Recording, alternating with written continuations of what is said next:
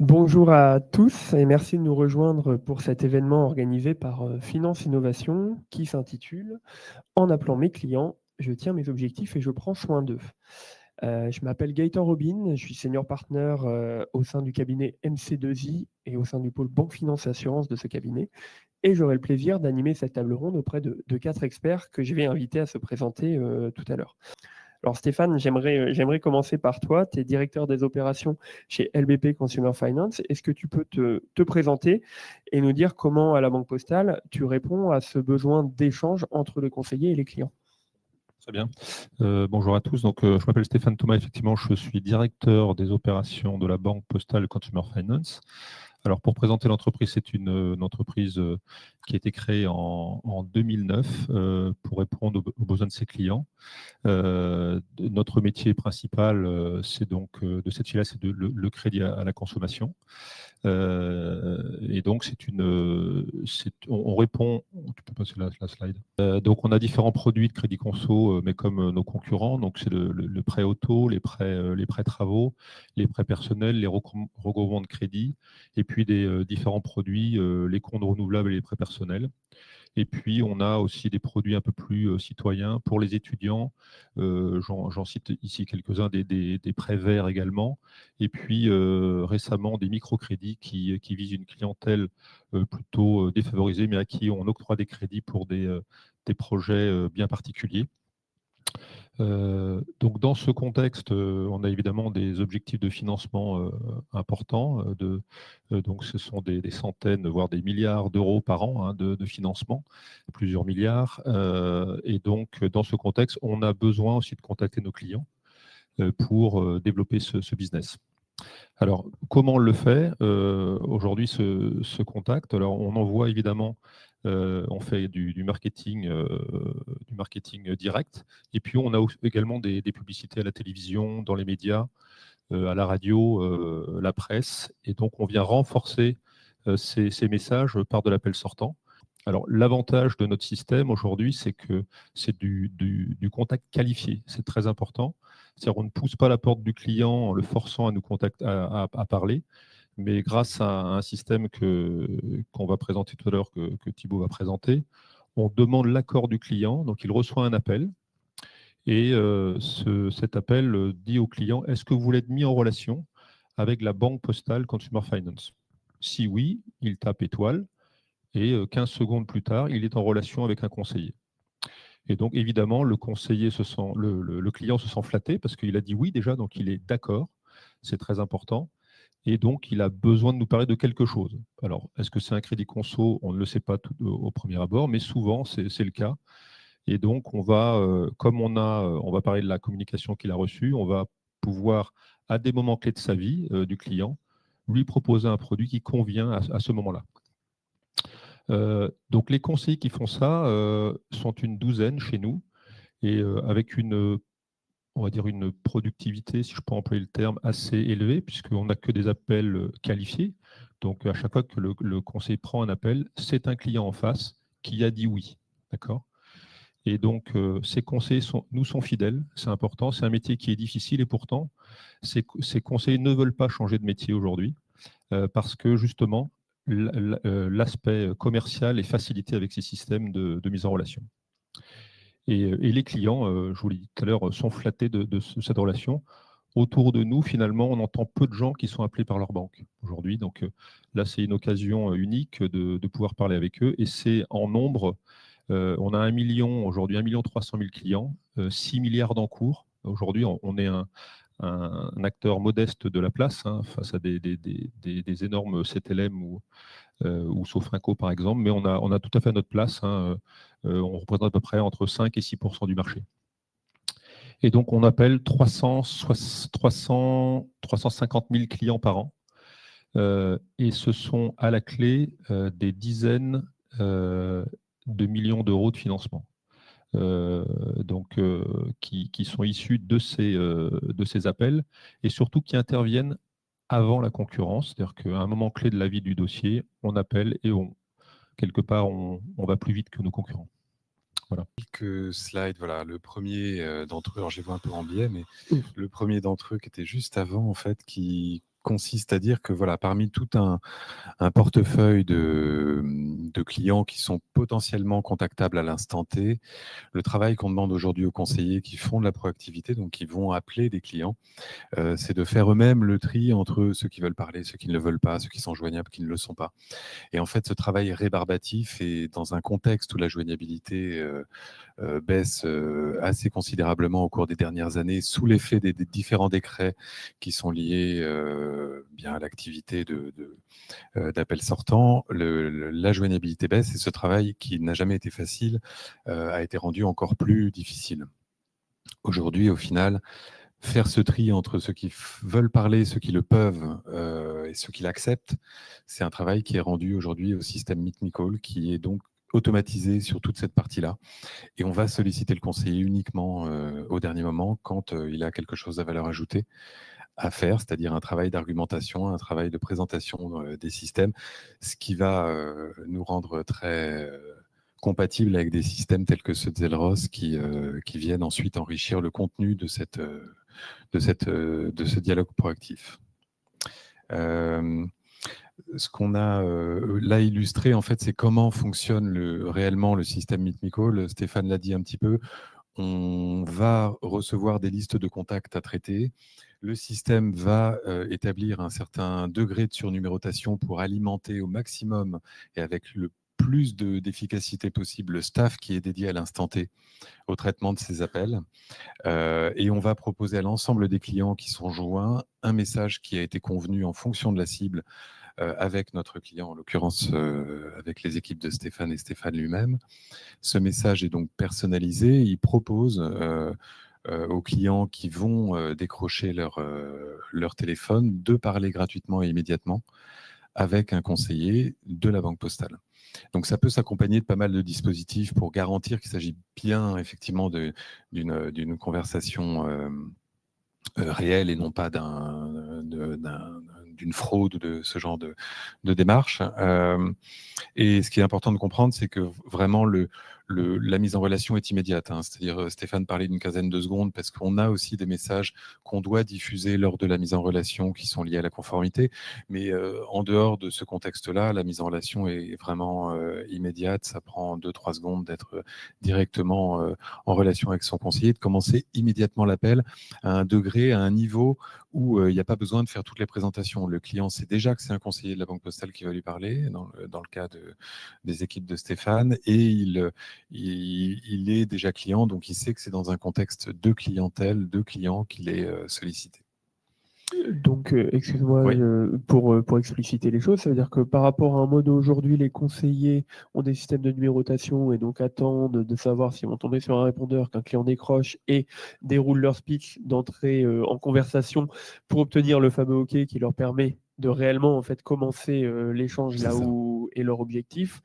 Vous automatisez cette partie-là, ce qui fait que le premier échange vocal entre le conseiller et le client se fait sur la base d'un client qui a déjà consenti à avoir un échange avec un Exactement. conseiller, en l'occurrence là de la Banque Postale. C'est tout à fait ça. En fait, on dit souvent qu'en matière d'appel sortant, il faut évidemment vendre quelque part. Alors, c'est pas que de la vente, ça peut être purement du relationnel, mais il faut vendre l'objectif de l'appel, c'est-à-dire finalement réussir à placer un contact argumenté complet. Mais avant ça, il faut réussir à vendre l'appel. Et nous, on dispense le conseiller de vendre son appel. Il ne parle qu'à des clients qui sont volontaires pour leur parler, ce qui fait gagner effectivement beaucoup de temps. Et surtout, ce qui est très important à comprendre, c'est que le client est dans une disposition d'esprit très différente. Ce qui fait que le conseiller, lui, ça reboucle avec le slide suivant, en fait, on a sur des démarches sortantes une part extrêmement majoritaire d'appels qui ne sont pas productifs. Et ça, finalement, cette répétition d'échecs avant de temps en temps de pouvoir réussir à placer un contenu argumenté décourage totalement les équipes, provoque beaucoup de turnover et finalement va venir rendre très difficile ces démarches de proactivité, y compris en interne. La perception que les équipes internes ont de la proactivité, c'est on a déjà essayé plein de fois et ça ne marche pas. Et en fait, c'est donc une sorte de constat d'échec, alors que le potentiel est considérable vis-à-vis du portefeuille qui, la plupart du temps, n'est pas activé. Stéphane le disait, les banques, mais c'est vrai aussi beaucoup dans le domaine de l'assurance, sont très peu sollicités, alors que ces établissements disposent d'une quantité de données phénoménale qui pourrait justifier 100 fois d'appeler les clients. L'une de nos premières signatures était de dire on a 1000 raisons d'appeler ses clients, mais jamais l'opportunité de le faire réellement. Et c'est à ça qu'on veut apporter une réponse. J'avais un dernier slide parce que je ne veux pas centraliser la parole sur Meet Me Call, mais ce qu'on voulait dire également, c'est que Meet Me Call rend possible l'expérimentation facile, c'est-à-dire qu'on a un principe de base qui est de dire on ne va pas chercher une intégration à tout va pour notamment la phase de test. Il est important que s'il y a une volonté des équipes qui sont prêtes à tester, on puisse très rapidement passer de l'envie à la preuve de concept, qui est réellement de la prod en fait. Et donc on va chercher l'intégration minimum avec les systèmes d'information. Tout ça dans une vraie méthode agile, c'est-à-dire qu'ensuite, on va faire de l'intégration progressive à chaque fois que ce sera rendu nécessaire par que ce soit des préoccupations d'alimentation plus rapide ou que ce soit pour faciliter la mise en relation avec le conseiller. Mais on ne va pas mettre ça comme un prérequis. Et donc, on va faciliter cette expérimentation parce que déjà, il y aura 80% des bénéfices de Meet Me Call qui vont pouvoir être réunis au cours de ce pilote-là et les clients vont se rendre compte de la facilité qu'il y a à utiliser Meet Me Call pour la proactivité. Et puis, au final, je ne me rappelle plus ce qu'il y a à la fin, mais voilà, en gros, voilà, on facilite cette démarche auprès des équipes pour justement derrière proposer quand même un très haut service en termes de qualité, en termes de redondance et de respect des préconisations de la conformité, parce qu'aujourd'hui, c'est un incontournable quand on travaille en banque assurance. Il faut avoir le meilleur niveau en matière d'hébergement, le meilleur niveau en matière de sécurité des données. Et les systèmes de Meet Me Call qui existent depuis plus de 15 ans ont vraiment permis justement de proposer à la fois cette agilité et en même temps beaucoup de sécurité. Donc, si je résume un peu votre prise de parole à tous les deux, on a aujourd'hui des solutions qui nous permettent, d'une part, d'automatiser cette tâche qui pourrait être considérée comme ingrate, d'aller appeler un client, le déranger dans une vie qu'on ne maîtrise pas pour lui parler, d'en appeler plus, d'automatiser cette partie-là, ce qui fait que automatiquement, on trie les personnes qui n'ont pas le temps, n'ont pas l'envie, etc. Mais ceux qui, à l'inverse, sont flattés, on prend l'opportunité d'en flatter plus et d'être en échange avec plus de ces clients que l'on a en base et de concentrer l'intervention des conseillers plutôt qu'à ce travail un petit peu épuisant de courir après des clients et de leur vendre l'appel, comme tu disais. On le concentre sur le cœur de l'échange, qui peut être une offre, qui peut être vraiment un objectif commercial, une campagne que l'on se donne et l'opportunité donc de maximiser en fait l'atteinte de ces objectifs-là. J'ajoutais juste une chose, c'est que plus on fait des appels sortants, meilleurs nous sommes. Si on demande à un conseiller aujourd'hui d'appeler les clients, il va avoir une appréhension, il va sans doute avoir un argumentaire qui sera un peu bancal. Là, quand on fait de la masse, nos conseillers sont extrêmement bons commerciaux. Et d'ailleurs, ne veulent pas changer de métier souvent parce qu'ils ont un métier de commercial et un outil qui les accompagne là-dedans, dans ce métier de commercial, et un argumentaire qui est huilé, extrêmement bien huilé. Donc, ils deviennent bons en maximisant les appels qu'ils émettent. Et justement, Mathieu, très bonne transition, parce que tu parles du métier du conseiller, et c'est là-dessus que je voulais mettre le focus, puisque une fois qu'on a obtenu l'accord du client et qu'il est OK pour discuter avec un conseiller, il reste à convertir et donc à doter les conseillers des bons outils pour ça. Merci à tous les quatre pour vos partages et retours d'expérience. Alors, on pourrait poursuivre pendant des heures, mais si je résume, on a vu qu'il y avait aujourd'hui des systèmes qui permettaient de décharger le conseiller d'une tâche, encore une fois, qu'il pourrait considérer comme ingrate ou à faible valeur ajoutée, en automatisant la prise de consentement du client par rapport à un appel spécifique, plutôt dans une logique de flatterie et de valeur en fait donnée à l'échange, que ce soit d'un point de vue du client, mais aussi du conseiller qui récupère un client consentant et avec qui il peut tout de suite démarrer l'échange, et ce qui permet d'avoir des conseillers qui sont plus fidèles, donc qui se spécialisent et qui gagnent en maturité, donc en efficacité et en conversion, et qui ne s'épuisent pas en fait à courir après des répondeurs ou des clients qui ne veulent pas discuter avec eux. Et qu'on a aussi sur le volet poste de travail, aujourd'hui accès à des outils qui permettent d'augmenter ces conseillers pour les rendre encore plus pertinents, capables d'apporter encore plus de valeur à l'échange, et ce qui permet de prendre de court la concurrence, en tout cas d'exploiter au maximum le filon sur des secteurs où, que ce soit la banque ou l'assurance, on intervient généralement dans des moments de vie assez forts pour les clients, où du coup il y a forcément un fort niveau de personnalisation attendu. Je propose du coup d'en rester là pour les échanges et de laisser la place aux questions, si jamais il y en a, donc que ce soit dans la salle ou à distance. Ce que je voulais rajouter, c'est que les offres que nous proposons sont engageantes, hein. Un crédit, c'est pas un produit on va dire banal, c'est-à-dire qu'on s'engage sur des années ou un contrat d'assurance. Mais donc, quand on appelle un client aussi, la vente n'est pas à tout prix. Faut pas on n'est pas dans le forçage en fait. Par contre, on sème des graines. Le client, des fois, est seul chez lui ou dans sa voiture.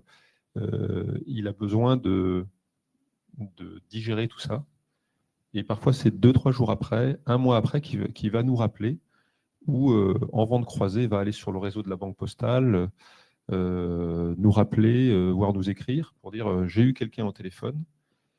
Et l'acte déclencheur, c'était donc bien cet appel, mais il n'a pas été vendeur. Il n'a pas été vendeur parce que c'était pas le moment, mais finalement, ma voiture, finalement, je vais peut-être la changer. Parce que on m'a dit que je pouvais la changer, donc ça a mûri. J'en ai parlé à ma famille, à mon conjoint, à ma conjointe, et on se lance maintenant pour faire cet achat.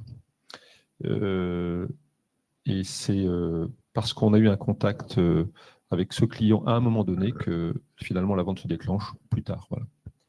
Est-ce que vous arrivez à, dans vos analyses ou dans vos trackings, arriver à suivre justement le fait que ce contact sortant, qui n'a pas, au cours de l'échange, en fait, permis de contractualiser, mais est à l'origine en fait, d'une succession d'actions, et donc de voir un peu la contribution que ça apporte? Alors, on suit effectivement nos data, notre marketing suit ça, donc on compare aussi en Champion Challenger des portefeuilles que nous avons appelés et d'autres que nous n'avons pas appelés.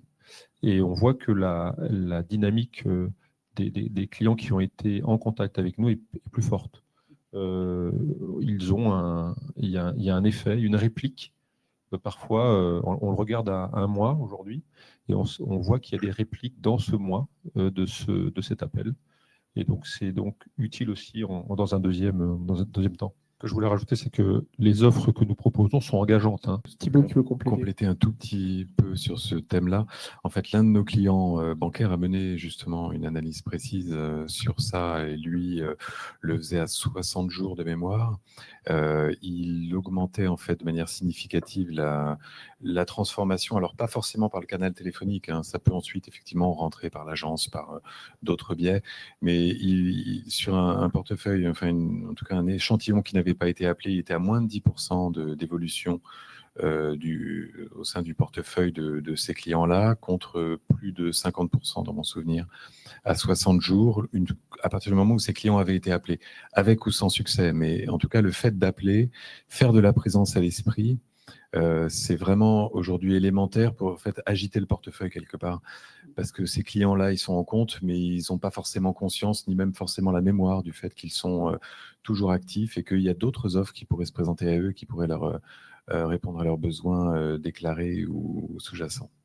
Donc x5, quand tu disais moins de 10, près de 50, donc on a à peu près un ratio de x5 entre une part du portefeuille qui a été contactée, qui finit par, à 60 jours, convertir d'une manière ou d'une autre, d'un canal ou d'un autre, par rapport à le portefeuille qui n'a pas été contacté. Oui, tout à fait. Et en fait, c'est du bon sens, hein, à partir du moment où, ce que disait Stéphane, le fait de semer une graine ou d'avoir un effet d'argumentation auprès de ces cibles qui ne sont pas appelées à nouveau, il y a un effet, c'est menace-opportunité, hein, tout ça. C'est-à-dire qu'à partir du moment où personne ne le fait, quand vous êtes un acteur qui se met à avoir une véritable action récurrente, il ne s'agit pas de harceler les clients. Il ne s'agit même pas vraiment de démarchage téléphonique, puisqu'il s'agit la plupart du temps d'un service qui peut être rendu à ces clients-là.